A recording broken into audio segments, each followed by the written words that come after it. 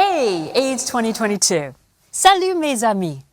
En tant que Canadienne, j'étais ravie de recevoir l'invitation à vous rejoindre à Well, hi, Montréal. friends. As a Canadian, I was Heureusement, les happy circonstances to get the invitation to join you in Montreal. Unfortunately, unexpected, the situation did not allow me to be present. but I am with you in spirit. So, greetings from Cairo, and let's talk about HIV and the law. To begin, take a look at this. You know better than anyone that HIV brings out the best and the worst in humanity. And the laws reflect these attitudes. Now that's me, 10 years ago, giving a talk on HIV and how to fight an epidemic of bad laws. Back then, in 2012, I was vice chair of the Global Commission on HIV and the Law. Now this was an independent group of 14 distinguished figures, or rather 13 and me, who came from the worlds of law and politics and development, and we were all brought together by UNDP along with an A-team of experts to look at legal environments around the world and how they were helping or hindering the global HIV response. Now, central to the Commission's work were these groundbreaking regional dialogues that brought together 700 people from 140 countries, and these were individuals who were on the sharp ends of either making or breaking the law. Now, at the Commission, we looked at HIV and the law in all its complexity. So, there are laws and policies and practices that directly relate to people living with HIV. These are the laws, for example, that criminalize HIV transmission, exposure, or non-disclosure, or HIV-related travel restrictions. Then there's a whole set of laws which target key populations: LGBTIQ individuals, sex workers, people who use drugs, people on the move, migrants and refugees, and people who can't move at all, prisoners. Now, these laws can be indirect, like those that touch on sexual and reproductive health and rights, abortion, for example, or gender-based violence, or they can be laws that impact civil society. There are also laws which affect access to healthcare and medicines and diagnostics and vaccines, for example, intellectual property rights or policies on healthcare coverage. Now, laws can be broad or they can be specific. So, laws that penalize HIV transmission can be based on wide-ranging laws that relate to assault, or they can be very targeted and single out HIV. Laws can be general, they can be customary, or they can come from religious codes. And it's not just laws on the books we're talking about, legislation, legal codes, but also laws in practice, how judges and prosecutors and lawyers and police enforce the law. Alas, the law is not the same for everyone. Even among people living with HIV or key populations, some are more vulnerable before the law than others. Women, youth, people of color, people who are economically disadvantaged, people with disabilities, and other marginalized groups. And we know that these vulnerabilities intersect. By the same token, these laws and policies, they're not silos either. They too connect. Now, when we have laws that respect and protect, they form a safety net, and it's woven out of fundamental human rights, and this net supports our individual and collective responses to HIV. But you know, when these laws punish or deny or restrict, this becomes a spider's web, and it's spun out of inequalities, and it's a trap of stigma and discrimination. Now, the conference organizers have kindly invited me to talk about tackling discriminatory and ineffective laws. That's very delicate wording, because what we're talking about when we look at this web of HIV and the law are not just discriminatory, but frankly punitive laws. And far from being ineffective, these laws are actually extremely powerful at ruining people's lives and sabotaging global efforts to respond to HIV. Now, back at the Commission, we issued a set of no-holds-barred recommendations on how this web of laws could be transformed from a trap into a trampoline, springboarding us to the SDGs and, in particular, to ending HIV as a public health threat by 2030. So here I am, 10 years later, again talking about HIV and the law. It's the same suit. It's the same hair. I mean, it's the same shoes. But the question here is it the same story? Well, no. And also yes. So let me explain. Since the Global Commission and all the follow-up it catalyzed around the world, there has been a wide-ranging recognition that the law is as much a tool in our global efforts on HIV as any self-test or condom or ARV. Now, this is reflected in a couple of key developments over the past decade. The first is evidence. Thanks to greater attention to and assessment of legal environments, we now have a much better picture of exactly what laws related to HIV are on the books in jurisdictions around the world, and how they are being used to either infringe or enforce the rights of people living with HIV and those at risk. For example, let's take a look at the laws on HIV transmission. Back in 2012, we thought that 54 countries had laws that specifically criminalized HIV transmission, exposure, or non-disclosure. At the time, we thought that 59 countries did not have such laws, and in 79 countries, we actually didn't know what the legal situation was. Now, if we fast forward to today and the latest numbers in the Global AIDS Update, those figures look very different. 93 countries have laws that explicitly criminalize HIV. Another 41 are prosecuting on the basis of more general laws, and 52 don't have these laws at all. Now, it's not the case that, around 80 countries decided to introduce these laws over the past decade. Quite the contrary, in fact, because we've seen some remarkable repeals. The change is that we now have a clearer picture of legal landscapes and what is happening in those almost 80 black boxes from a decade ago. In addition to this, not just knowing what the laws are, we have a much better idea of the impact of these laws on access to prevention, testing, and treatment. So, a few examples. In a selection of countries in sub-Saharan Africa, gay men and other men who have sex with men living in places where there are severe criminal penalties for same-sex sexual relations have an almost 5 times higher risk of HIV infection than those living in places without such laws. We know now that repressive policing practices are estimated to double female sex workers' risk of contracting HIV or other STIs. We now know that criminalization of drug use is associated with a 14% decrease in knowledge of HIV status and in viral suppression. And in countries where the age of consent for HIV testing is 15 or less, rates of testing are 74% higher than in countries where the age of consent is 16 or above. In addition to this evidence, there's also the science.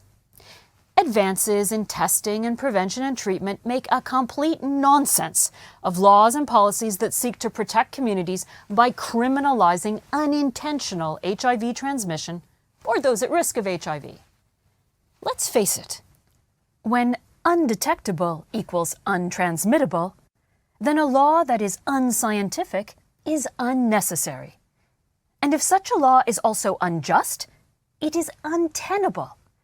And that law needs to be undone. Since the Global Commission on HIV and the law, there have been a whole host of international strategies and processes and agreements that have given prominence, but also power to this new understanding of the role of the law when it comes to HIV. Among them is the Global AIDS Strategy and the Political Declaration on HIV/AIDS, which UN member states have adopted and to which they will be held accountable. At the heart of these landmark documents are the 10-10-10 targets. By 2025, less than 10% of countries have punitive laws and policies. Less than 10% of people living with HIV in key populations experience stigma and discrimination. And less than 10% of people living with HIV, women and girls, and key populations experience gender inequalities and sexual and gender-based violence. Now, these 10-10-10 targets are conceivable thanks to what is arguably the biggest change we've seen over the past decade: the democratization of the law. Here's what I said back in 2012. For many of us here, HIV is not an abstract threat. It hits very close to home. The law, on the other hand, can seem remote, arcane, the stuff of specialists. But it isn't. Because for those of us who live in democracies, or in aspiring democracies, the law begins with us. 10 years on, it's clear that you, our friends in civil society, have taken all this to heart. You now know the letter of the law, and you have the wherewithal to challenge bad laws and help craft better ones. You know how to lobby in parliaments or litigate in the courts, and you know enough to just say no when the long arm of the law comes and tries to put you down. Now, social media has amplified your access to information and your ability to act on it. And your word increasingly carries as much weight as any other evidence as to whether a law should rise or fall. But you know what's interesting? It's not just lawbreakers today who are different, it's lawmakers as well. Think about the judges' forums and the parliamentarian networks and the prosecutor trainings and the law enforcement workshops that have sprung up all over the world. These are safe spaces for duty bearers to meet people living with HIV and those at risk, and to really understand the human face of the laws that they create and uphold. This is a safe space for them to exchange with their peers and to find the courage to challenge the status quo. As a result of all this, in the past 5 years alone, we've seen dozens of countries reform their laws, like Zimbabwe, that amended its HIV transmission legislation just this year, or Botswana, that has decriminalized same-sex sexual acts. Hello, Belgium, which has recently decriminalized sex work. Thank you, New Zealand, that has lifted visa restrictions for people living with HIV. Grand merci au Canada. Thank you, my home country, that is in the process of decriminalizing personal drug use or possession. Thanks also to Vietnam, that has reduced the age of parental consent for young people to access HIV testing or services. And last but not least, Uruguay, that has introduced legal protection for transgender persons. The problem is that we still have a very long way to go. Laws on sex work, for example, have barely budged over the past decade, and when they have, like criminalizing clients or third parties instead of sex workers themselves, the impact has not been for the better. Progress has also been very slow on drug decriminalization. And then there has been some alarming backsliding, from the overturning of Roe v. Wade in the US to Poland's increased maximum sentencing in the case of HIV exposure, or Kenya's High Court, which has resisted appeals to decriminalize same-sex sexual acts between consenting adults. All of this brings me to a pressing concern. Take a look at this analysis from the HIV Policy Lab on how regions around the world fare according to how closely their structural policies, which include all the laws that we've been talking about, align with international best practice. On the left are regions that are least compliant with international standards, and on the right are those that are closest to these global benchmarks. Now, take a look at how these regions rank according to their democratic credentials. On the left are more authoritarian regimes, and on the right, more democratic ones. Not surprisingly, these rankings line up, and that is a huge challenge, because all the tools I've mentioned for legal change when it comes to HIV are designed to fix more or less democratic machinery.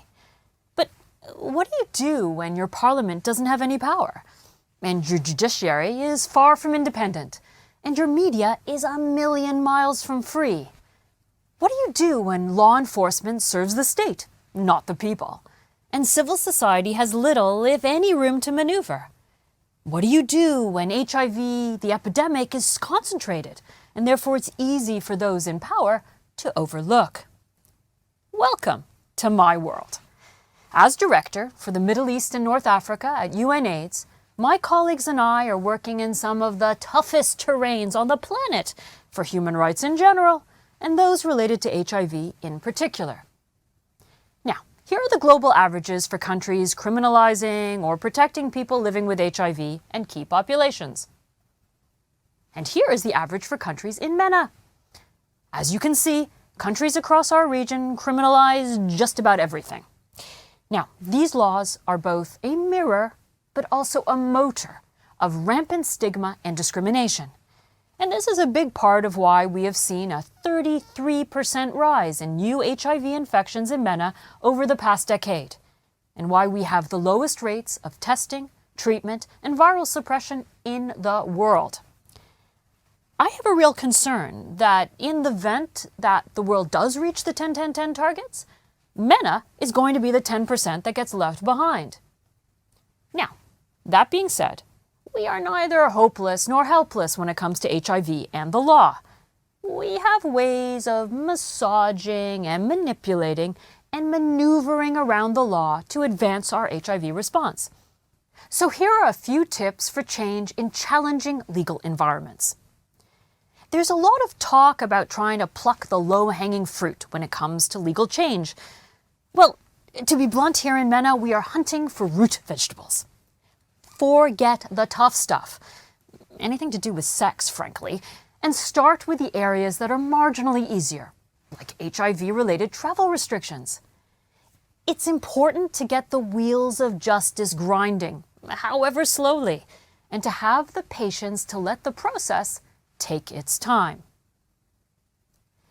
Elimination of mother-to-child transmission of HIV or HIV-related stigma and discrimination are relatively uncontroversial issues, even in highly conservative settings.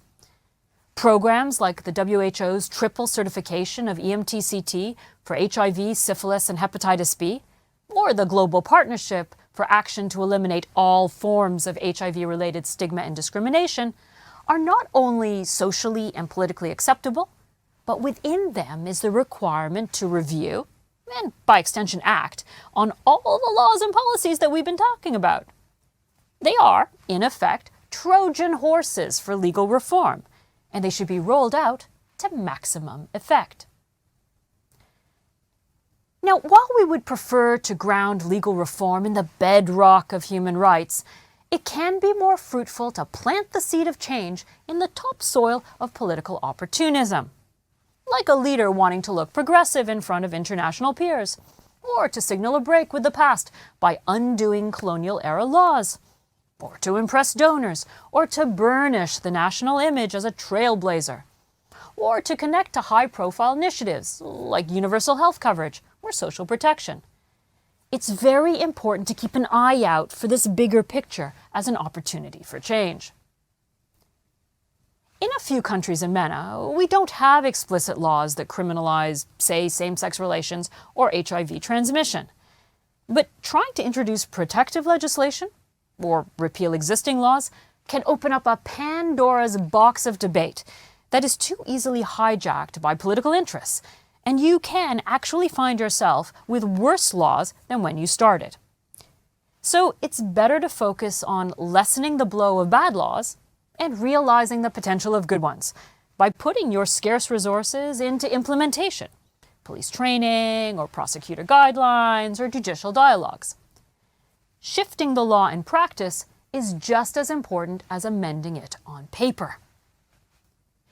Even on the Global Commission, we struggled with how to engage with religious jurisprudence and how to balance our recommendations for reform with the reality of how law plays out in faith-based cultures. Too often, authoritarian leaders use religious opposition as an excuse to do nothing, or worse. In these settings, our best-laid plans for decriminalization will never be realized unless we are flexible enough to truly listen to what religious voices are telling us, and to collectively find a balance between the needs of the flesh and the demands of the faith. Now, I'm sorry to say that these tactics that we've been honing in the Middle East and North Africa are increasingly relevant elsewhere too, as COVID and other emerging pandemics, economic crises, populism, digital surveillance on the dark side of the social media are pumping up patriarchies and shrinking civic space around the world. If we've learned anything since the Global Commission on HIV and the Law, it's that the road to 2030 is full of U-turns and speed bumps and detours and emergency stops. And so I'll end my talk today as I did 10 years ago. And should I have the good fortune to be with you in person, we'll do so 10 years from now. Laws that treat people living with HIV or those at greatest risk with respect start with the way that we treat them ourselves as equals. If we are going to stop the spread of HIV in our lifetime, then that is the change that we need to spread. I want to thank you all for your attention today, and I wish you a safe and successful AIDS 2022.